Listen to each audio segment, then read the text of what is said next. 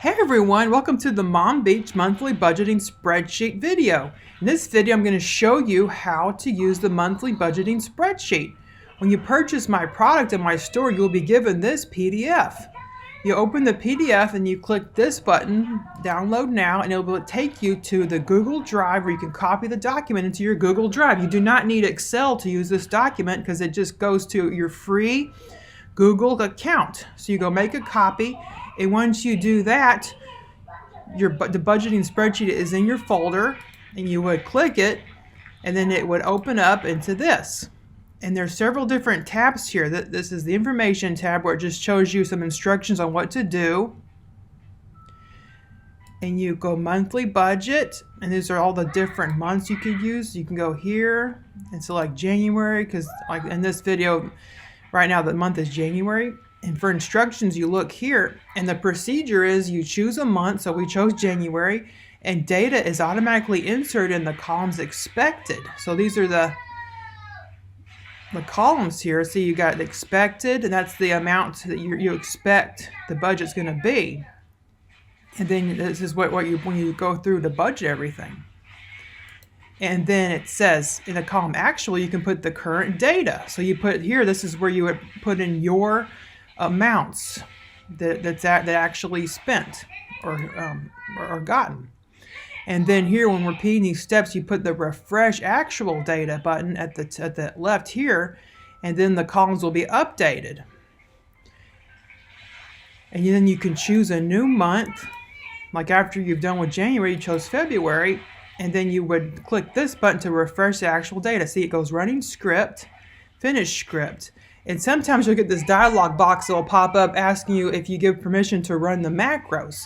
And in that case, you would press accept, and that would let the sheet run the macros. So this is February, so you would put in the actual amount that you have spent, and this is the expected. Like when you're budgeting for the month, you would go through here and put what you're expecting to pay. Like say, for example, your mortgage. So then, like my internet would be like $50. Like that's how much I'm paying for. Like I have an internet and phone bundle, so you can always change that. These are just categories you can change. So you put the actual amount. Like my internet, I'll just put $50 and enter, and see it updated. And that's the difference that from the expected to the actual. And then here, the cash by paycheck, you would put in your first, like if you have a two-income household, like if your husband or your boyfriend or you both work, then you put their income here, and then your income here, and then you put in the first paycheck, you get the second one. So you put in your income, and then right here are the expenses. So it's always good to budget by your paycheck, and this sheet allows you to budget by paycheck, and this actually lets you count as many incomes as you want, so you actually don't have to enter more rows. You just put, if you have 10 incomes, you put it here, and then it would update it for you. And you put your starting balance, and then these are all instructions. It would tell you everything what to do in case you get confused. So you would select the amount of count of income. The data will automatically change in the preset maximum or 10 types of income. Then you can fill in the amount of income in rows 12 to 21. The remaining data cannot be changed since they are calculated or taken from the other tabs. So the other tabs, like the donation tracker, is right here, so that it would take the amounts that you have gifted. Or if you're a church member, your tithes for the month. Because I'm a Christian, and we tithe 10% of our income or more if we can.